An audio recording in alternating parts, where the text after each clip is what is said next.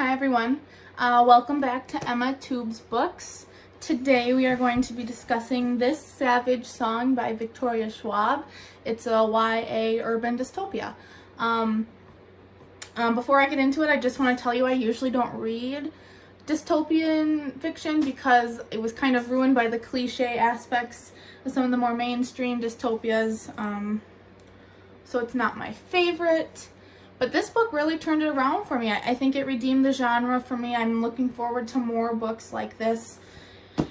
And yeah, let's get right to it. So I gave this book a 4.75 out of 5, which translates to a 95% or a mid-range A. So obviously I liked it. Thought it was really well done. Interesting plot, as I'm going to get into here. I gave it a 5. I loved it. I think it was pretty original. I don't know of other urban monster dystopias, but like I said, I don't read in the genre a lot, so please correct me if I am forgetting one. Maybe I'll check it out even, so let me know what's up in the comments there. This was fun, it was twisty, and it was dark all at the same time, which I think Schwab did a really good job of blending those three elements that don't always necessarily go together, like fun and dark. I don't know.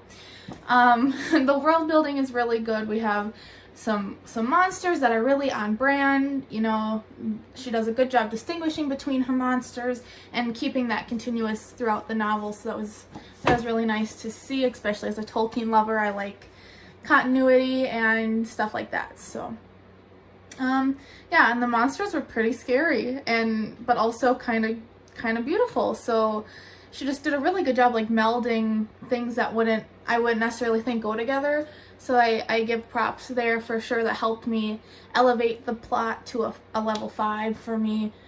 I really got sucked into the story, let me tell you. I couldn't put it down, but in my mind I was dreading when it ended. You know, I didn't want it to be over.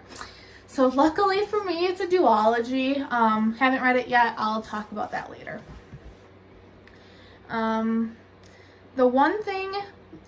There is one thing that a lot of books include that this book didn't. And I'm glad it didn't. I'll let you be the judge if you read it. I'm not going to say what it was and spoil it for you. But I didn't think the book needed it, and I'm really glad it wasn't included. So maybe that's just me. Main character first impressions got a 4 for me, and that's because I really don't like one of the main characters, especially in the beginning. Her name's Kate. It's the female main character, and she's just really off-putting for me. I don't know, she's just a little too much even more than is what's necessary for her to just be a character who's a little bit up there. It's just a lot. I love though the other main character, August. He carried this ranking for the two of them. He's a little more veiled in the beginning especially, so you get this it's really intriguing and you want to know what's going on with him, what is his deal. So that was really cool.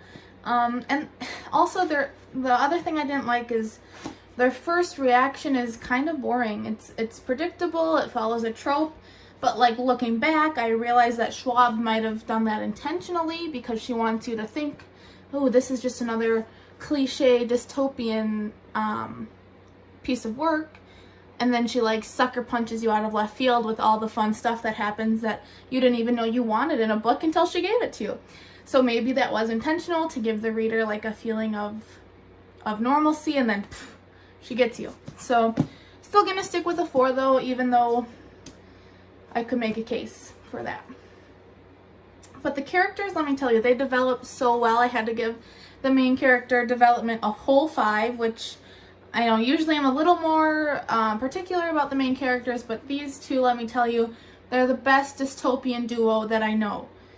And again, I don't read a lot of dystopian, so maybe there's a better duo, but for me right now, it's Kate and August, the most kick-butt team, kicking butt and taking names, and they're just gonna bring you down, and I love that for them. They both complement each other really well, and they grow into their best character when they're together, which I like to see in a main character duo. Yeah, I just think they really did well. There's a bit of a Romeo and Juliet tension between the two characters, so that was fun. It added a different level too. to the story, and I know that's not an original trope. I just talked about how original I thought it was, but that's not a huge part of the story. But it is there, underlying.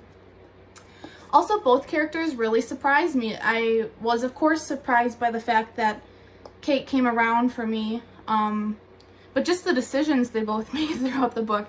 They were questionable and unexpected, and they made me a little angry because I'm trying to, like, root for them and cheer them on, and they're making these decisions that are infuriating sometimes. Just like, I'm trying to cheer for you, what are you doing? But it's just written really well that it really made me care so much about the characters. So that was actually a good thing. Let's see, what else did I have here?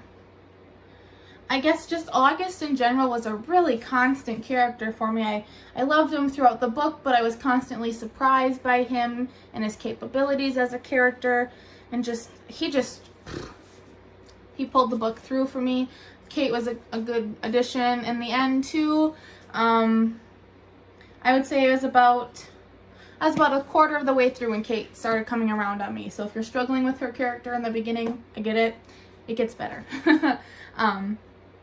Finally, we have the side character contributions, and I was gonna give them a 3.5, but they're so vital to the story, and the more I think about them, the more I really like them.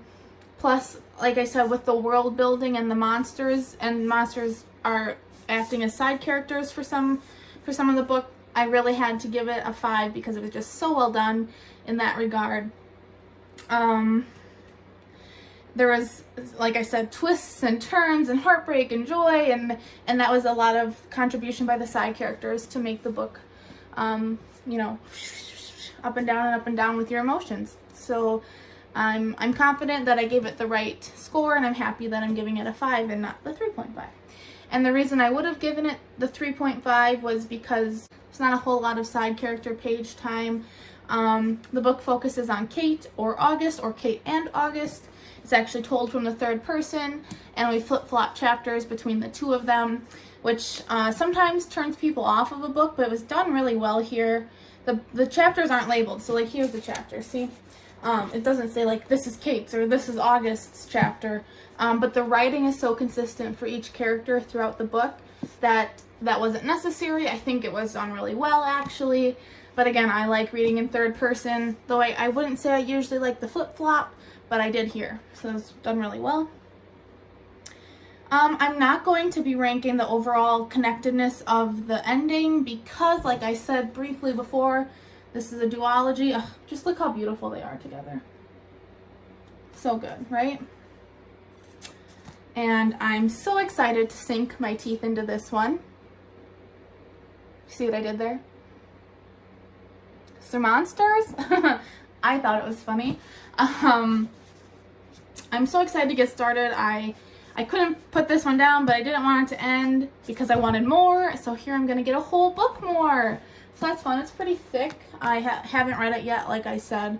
I'm going to be doing a read along on my Bookstagram in a week or two here, following this book as I read it. So if that's something you're interested in, check out the Instagram. When I know when I'm gonna get started, I will update the info on this video. But yeah, I don't think I have much more to say. This was a solid book overall. Really got me back into the dystopian YA genre. I'm looking forward to reading more books like it, and I recommend this to you for sure, even if you don't think you like dystopian YA, because I didn't think I did, and it's one of my favorite books. I think the characters were done well, the world building is great, and it's not cliche. Again, check out the BookTube for a sweet treat inspired by this Savage song, and some more info on when I'm gonna be doing a read along. So thanks for watching.